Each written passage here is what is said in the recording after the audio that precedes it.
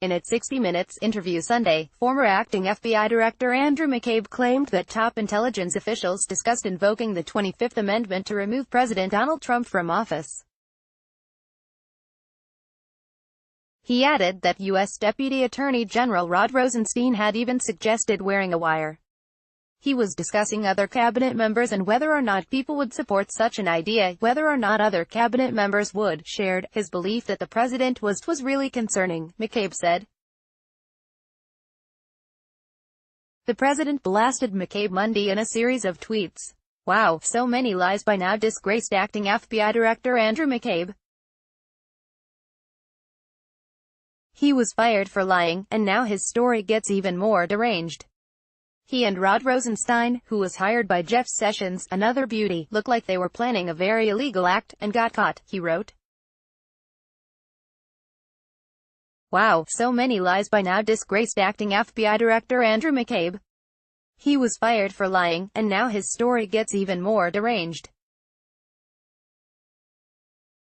And Rod Rosenstein, who was hired by Jeff Sessions, another beauty, look like they were planning a very illegal act, and got caught. Donald J. Trump at Real Donald Trump, February 18, 2019. Psychiatrist D. Mossbacher, M.D., Ph. D. has previously advocated for the use of the 25th Amendment in response to the president's erratic behavior.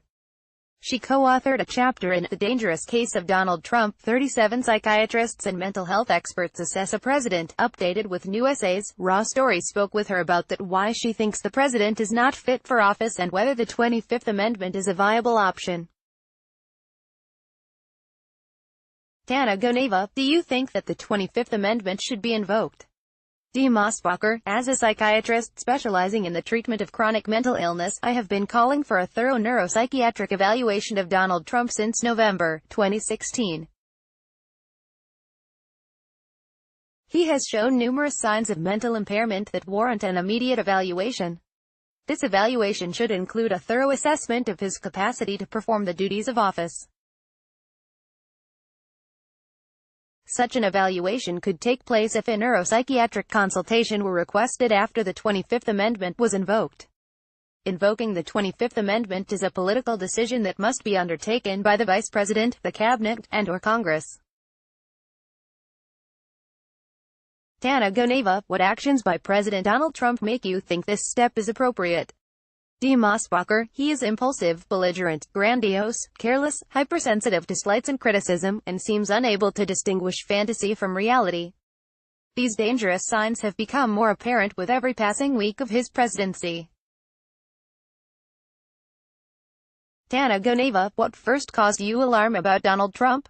D. Mossbacher, we see the same signs of impairment in his everyday tweets and speeches that we saw during his campaign. Tana Goneva, what are the next steps going forward? D. Mossbacher, if the 25th Amendment is invoked by the appropriate governmental officials, I hope that they will simultaneously create an independent, nonpartisan panel of mental health and medical experts to evaluate Mr. Trump's capability to fulfill the responsibilities of the presidency. Such a panel should consist of 3 neuropsychiatrists, 1 clinical, 1 academic, and 1 military, 1 clinical psychologist, 1 neurologist, and 2 internists. The experts should serve 6-year terms, with a provision that 1 member per year will rotate off and be replaced. Abrams, 1999. In addition, the panel should be authorized to perform comprehensive mental health, capacity, and medical evaluations of the president and vice president on an annual basis, as well as all future presidential and vice presidential candidates. The panel should also be empowered to conduct emergency evaluations should there be an acute change in the mental or physical health of the president or vice president. The evaluations should be strictly confidential unless the panel determines that the mental health or medical condition of the president or vice president renders him incapable of fulfilling the duties of office.